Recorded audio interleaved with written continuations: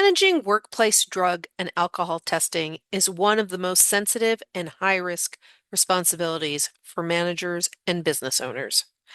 The decisions made in moments involving impairment, accidents, reasonable suspicion, or positive test results can impact employee safety, morale, and company liability almost instantly.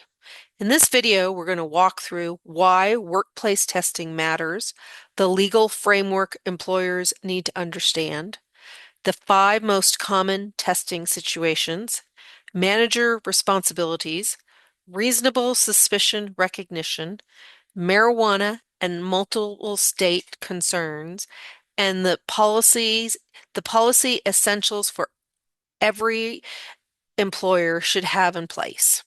My name is Wendy Christie. I'm an HR speaker, employee relations expert, and the owner of Employer eSource. For over 20 years, I've helped employers all across the 50 states reduce risk and navigate complex employee relation issues by turning complicated employment laws into clear, practical management guidance. If you'd like a deeper training video of beyond this session, visit employeresource.com, where you can access expanded training videos, download a reasonable suspicion observation form, and other documentation tools, request a customized state-specific drug testing policy, or schedule a full-length training for your association or leadership team. Having the right tools and a proper structured policy protects your managers when high-risk decisions have to be made. Now let's walk through what every employer needs to know. By the end of the session, participants will be able to understand the purpose and value of workplace drug and alcohol testing, identify appropriate and defensible workplace testing situations based on safety, job performance, and company policy. Recognize the responsibilities as managers or owners in enforcing and documenting testing. Apply best practices for confidentiality, communication, and consistency. Workplace drug and alcohol testing is about far more than checking a compliance box.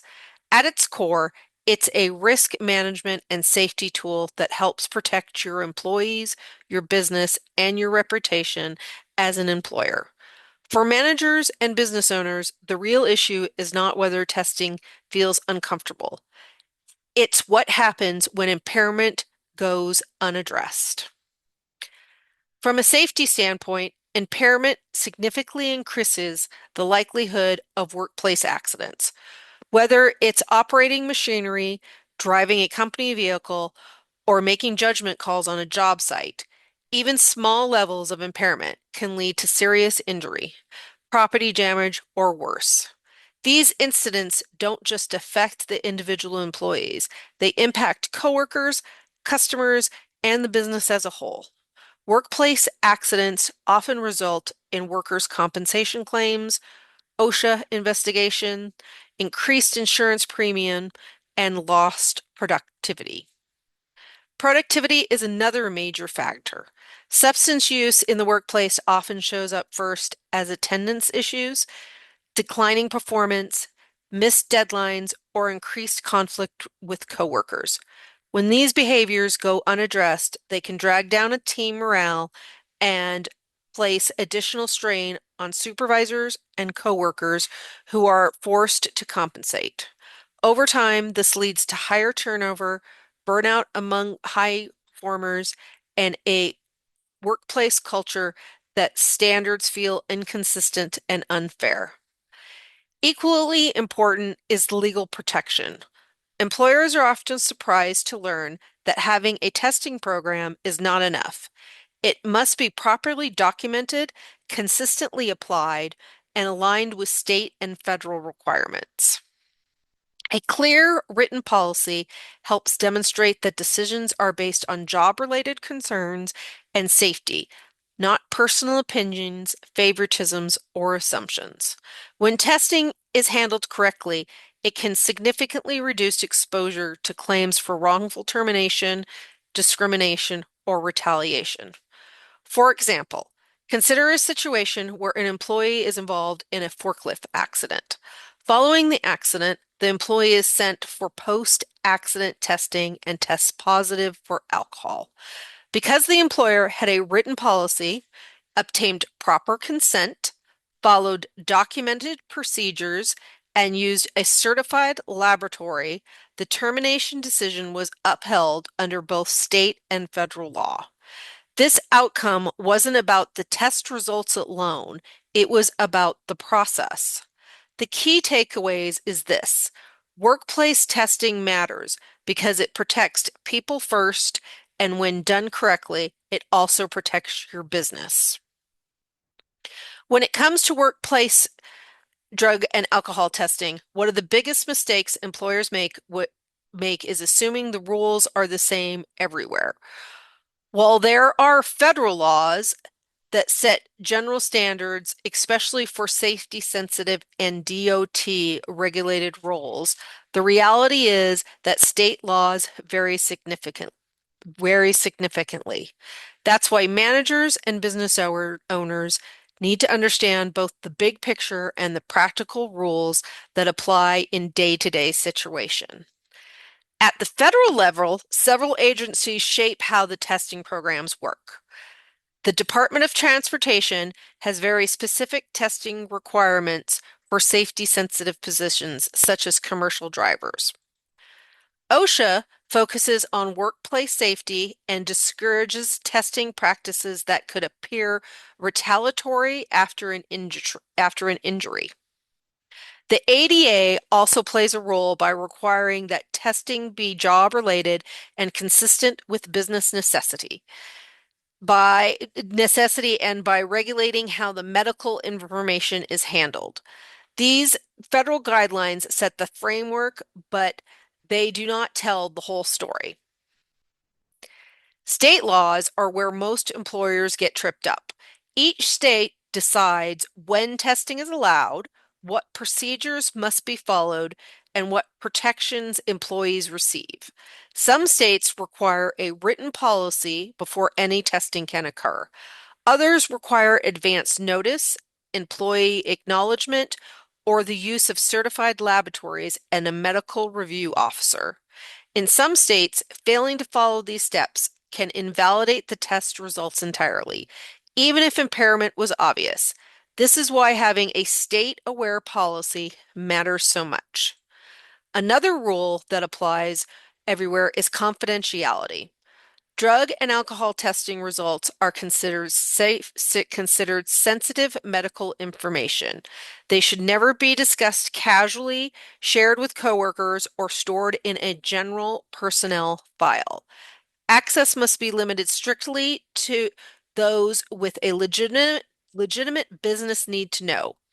Violating confidentiality rules can create legal exposure even when a testing itself was appropriate.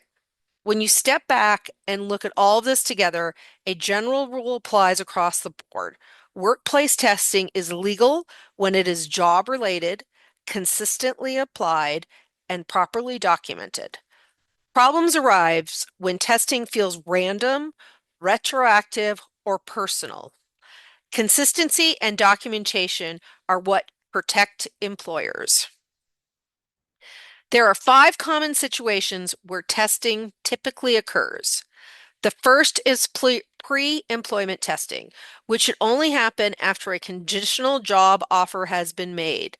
This avoids claims that testing influenced hiring decisions improperly. The second is random testing, which is generally limited to safety-sensitive or clearly defined roles that must follow a neutral or unbiased selection process. Third is reasonable suspicion testing. This is based on documented objective observations, not gut feelings, rumors, or personality conflicts. Fourth is post-accident testing, usually following an injury, near miss, or property damage where impairment could have played a role.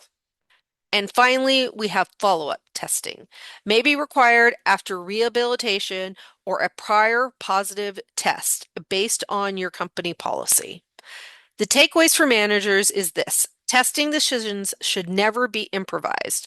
When you understand the framework, follow your policy, and document your actions, you dramatically reduce the risks while protecting safety. Managers play one of the most crucial role in drug and alcohol testing process. While policies are written at the company level, it is managers who are often responsible for recognizing issues, interact in initiating actions, and carrying out procedures correctly. How managers respond in these situations can either protect the organization or expose it to significant risks. Your responsibility is knowing your policy. Every manager should understand the company's written drug and alcohol policy inside and out. That includes when testing is allowed, who authorizes it, what steps must be followed, and how documentation works. Managers should never rely on memory, assumptions, or what they've always done. If you don't know what your policy says, that's the moment you pause and contact HR or ownership, not to move forward on your own. The second responsibility is observation and documentation. This is where many managers get uncomfortable, and it's also where mistakes often happen. Your role is not to diagnose impairment or determine whether someone is using drugs or alcohol. Your role is to observe and document objective, visible, and measurable behaviors. This means focusing on what you see, hear, or smell, not what you think, feel, or suspect. Rumors, coworker complaints, and gut instincts are not enough. For example, writing, "He looked drunk" is subjective and legally weak. The proper observation would be, employee was slurring speech, smelled strongly of alcohol, and stumbled when walking. That kind of documentation is factual, defensible, and aligns with policy requirements. Next, managers must always coordinate with HR or ownership taking before making an before taking any action. Testing decisions should never be made in isolation. HR or ownership helps ensure the situation meets policy requirements, the state-specific rules are followed, and that the process is consistent with how similar situations have been handled. Acting alone, even with good intentions, can create inconsistency and legal exposure. Confidentiality is another non-negotiable responsibility. Drug and alcohol testing information is highly sensitive and must be treated as confidential medical information.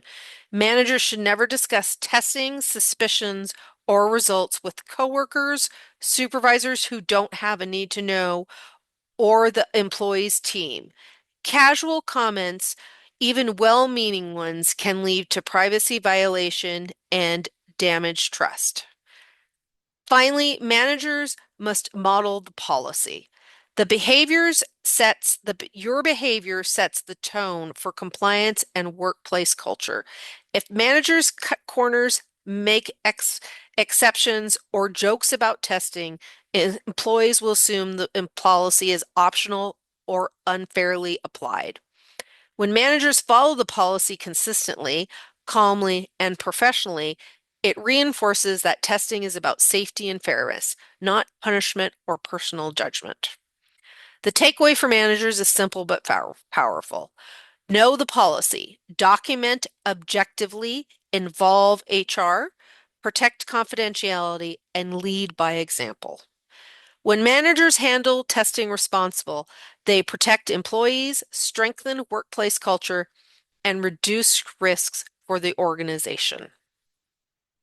Reasonable suspicion is one of the most misunderstood and most risky areas of the workplace drug and alcohol testing. The key principle managers must remember is this. Reasonable suspicion requires facts, not assumptions. It's not based on intuition, rumors, personality conflicts, or what someone thinks an employee may have done outside of work. It's based solely on what a manager can objectively observe in the workplace. Managers are not expected to diagnose impairment or determine whether an employee is under the influence. That is not your role. Your responsibility is to recognize observable indicators that suggest an employee may be impaired at work and document those observations accurately and professionally. As a general rule, managers should document at least two or more objective indicators before requesting a reasonable suspicion test. One vague concern alone is usually not enough.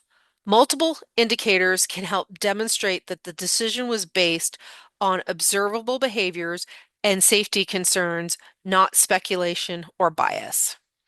Common indicators that pose impairment include the odor of alcohol or drugs, slurred or incoherent speech, unsteady movement, loss of balance, or erratic and unsafe behavior. These are the types of behaviors that can be seen, heard, or smelled, and they matter most when they have affected job performance or workplace safety. A sudden drop in performance or alertness can also be a factor, particularly when it appears out of character and is combined with other observable signs. Additionally, a workplace accident or near miss may raise concerns, especially if impairment can reasonably have contributed to the incident. The presence of an accident alone does not automatically justify testing, but it can be a significant indicator when paired with other observations. What does not count as a reasonable suspicion or rumors, gossip, or assumptions about off-duty behavior? Comments like, I heard they were out late, or they just seemed off today, are not objective indicators and should not drive testing decisions. Best practices is to use a reasonable suspicion observation form. This form should include the timestamp details describing exactly what was observed, when it was observed, and how it affected the employee's ability to work safely or efficiently. The language should be factual and specific. For example, instead of writing employee seemed impaired on the document, you should write employee stumbled while walking, spoke with slurred speech, and smelled strongly of alcohol. Always have another supervisor independently observe and confirm the behavior. This strengthens the documentation and reduces the appearance that the decision was personable or subjective. The takeaway for managers is this. Reasonable suspicion is about protecting safety through objective observation and consistent process. When managers focus on facts, document carefully, and follow policies, they protect both the employee and the organization. When an employee tests positive or refuses to submit to testing, the situation can feel uncomfortable and high stakes. How managers respond in these moments is critical. The response must always align the company policy and applicable state law, not emotion, frustration, or sympathy for the individual involved. The first step is confirming the results through a certified laboratory and medical review officer, or MRO. Test results should never be acted on based on assumption, rumors, or preliminary information. The MRO's role is to verify results and determine whether there is a legitimate medical explanation before the employer receives a final result. This step protects both the employee and the organization. Once results are confirmed, managers should immediately notify HR or ownership. Managers should not confront the employee alone or attempt to interpret the results themselves. Involving HR ensures the response follows policy, accounts for state-specific rules, and mirrors how similar situations have been handled in the past. This coordination is essential for consistency and risk management. Documentation is the next crucial step. All communication and actions should be documented clearly, factually, and without opinion. Documentation should reflect what occurred, when it occurred, who was involved, and what steps were taken under the policy. Avoid emotional language or commentary. Clear documentation helps demonstrate that the response was based on procedure, not personal judgment. Consistency is one of the most important protections an employer has. Policies must be applied the same way regardlessly of the employee's tenure, position, or performance history. Making exceptions for long-term employees, supervisors, or high performers can quickly undermine the credibility of the policy and expose the organization to claims of unfair treatment or discrimination. Confidentiality must be maintained at all times. Test results are sensitive medical information and should only be shared with individuals who have a legitimate business need to know. Managers should never discuss results with coworkers or employees' team. Even casual comments that can lead to serious policy violations. Finally, results Finally, refusal to test should generally be treated as policy violations, equivalent to a positive test unless state law or company policy provides otherwise. Allowing employees to refuse without consequences weakens the testing programs and creates inconsistency. The takeaway is simple. Follow the process, involve HR, and document carefully and apply the policies consistently. Doing so protects employees, managers, and other organizations as a whole. As marijuana legalization continues to expand, employers are facing increasing confusion about what they can and cannot do. The key challenge is that marijuana laws do not operate under one single rule. Policies must account for both federal law and state-specific protection, and managers need to understand where those lines are drawn. At the federal level, marijuana remains classified as a Schedule 1 drug. This means that it's still prohibited in safety-sensitive positions and for employees operating under federal regulations or federal contract. For roles regulated by the Department of Transportation or similar agencies, marijuana use, regardless of the state law, is not permitted. Federal rules override state legislation in these situations. State laws, however, vary widely. Some states, such as California, Connecticut, and Minnesota, limit an employer's ability to take actions based solely on lawful off-duty marijuana use. In these states, a positive test alone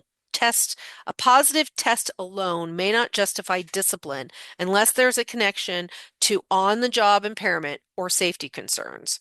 Other states, including Texas and Wyoming, give employers much broader discretion to enforce a zero tolerance policy. Medical marijuana adds another layer of complexity. While some states allow medical use, no state requires an employee to permit on-duty impairment or unsafe behavior. Safety and job performance always remains the priority. The key takeaways for managers is this. Always separate off-duty conduct from on-duty performance. Your focus should be on workplace behavior, safety risks, and documented observations, not assumptions about lifestyle choice outside of work. This decision is informational only and not legal advice. Always follow your company's policy and consult appropriate resources when navigating state-specific requirements. One of the most important tools of an employer can have when it comes to drug and alcohol testing is a clear written and state compliant policy. Regardless of company size, a written policy provides structure, consistency, and protection for both employees and management. Without it, testing decisions can quickly become inconsistent, reactive, and difficult to defend. At a minimum, every policy should clearly explain the purpose and scope of testing. Employees should understand why testing exists, whether for safety compliance or risk management, and who the policy applies to. This helps remove confusion and sets expectations from the start. Policies must also clearly outline the specific conditions under which the testing may occur. These include situations such as pre-employment testing, reasonable suspicion, post-accident testing, random testing for certain roles, and follow-up testing. When these conditions are clearly defined, managers are less likely to improvise or apply the policy inconsistently. Employee rights and notice requirements are another critical component. Depending on states, employees may be entitled to advance notice, written acknowledgement, or specific explanations of the testing process. Including this information in your policy helps ensure transparency and reduces disputes. Confidentiality protections must also be addressed. Test results and related documents should be treated as confidential medical information, with access limited to those who have a legitimate business need to know. A strong policy reinforces that privacy and is taken seriously. Policies should also explain disciplinary actions and rehabilitation options, if applicable. Employees and managers alike should understand the consequences of positive tests or refusals, as well as whether the company offers second chance or rehabilitation pathways. Clarity in this area prevents misunderstanding and claims as unfair treatment. Finally, the policy should define supervisor documentation expectations. Managers need guidance on what to observe, how to document objectively, and when to escalate issues to HR. Because laws change, policies should be reviewed and updated on an annual basis. And anytime your company expands into a new state, you consult HR or compliance experts, helping ensure your policy reflects current requirements and protects your organization. This information is provided for educational purposes only and does not constitute legal advice. When it comes to workplace testing, consistency and professionalism is critical. Testing must always be consistent, documented, and confidential. That means we follow the same process for every employee in the same situation. We clearly document observations and steps taken, and we protect employees' privacy at all times. Inconsistent or casual handling can quickly create legal and moral issues. It's also important to remember what testing is and what it's not. Our focus is workplace safety and job performance, not an employee's personal lifestyle. Supervisors are not there to judge behavior outside of work. We are only concerned with what is observed on the job and whether it impacts the employee's ability to perform safely and effectively. This is why knowing your company policy is not negotiable. Supervisors must know the policy and follow it precisely. No shortcuts, no personal interpretations. Policies are written to protect employees, supervisors, and the organization. Deviating from them can undermine the entire process.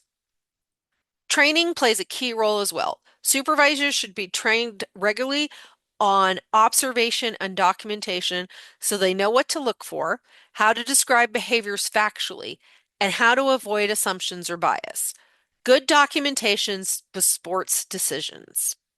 Finally, supervisors should always contact HR or leadership before taking any disciplinary actions relating to testing. This ensures the correct steps are followed and the decisions are aligned with policy and legal requirements. Consistent process protects everyone and keeps the workplace safe. As we close today, today's session, remember this: workplace drug and alcohol testing is not about having a policy. It's about applying that policy consistently, documenting properly, and training your managers to respond confidentially when real situations arise. Most employer liability does not come from having a testing program. It comes with inconsistent decisions, poor documentation, or policies that don't align with state law. If you have found value in today's overview, I encourage you to take the next step. At Employer eSource, you can access a more in-depth drug and alcohol training video designed for managers and leadership teams. Download a professional structured reasonable suspicion observation form and other practical documentation tools. Request a customized state-specific drug testing policy tailored to your industry, company size, and operational structure. Schedule a full-length interactive convention or association class customized specifically for your workforce. Templates and generic policies do not protect employers. Training, documentation, tools, and state-aligned policies do. If your organization operates in multiple states, has safety-sensitive roles, or simply wants to ensure your managers are protected when high-risk decisions arise, this is not an area to leave to chance. I would be honored to partner with you, your association, or your leadership team to provide deeper training and customized guidance. You can connect with us directly at employeresource.com. Thank you for your time, your professionalism, and your commitment to workplace safety. This is informational only and not considered legal advice. Thank you very much.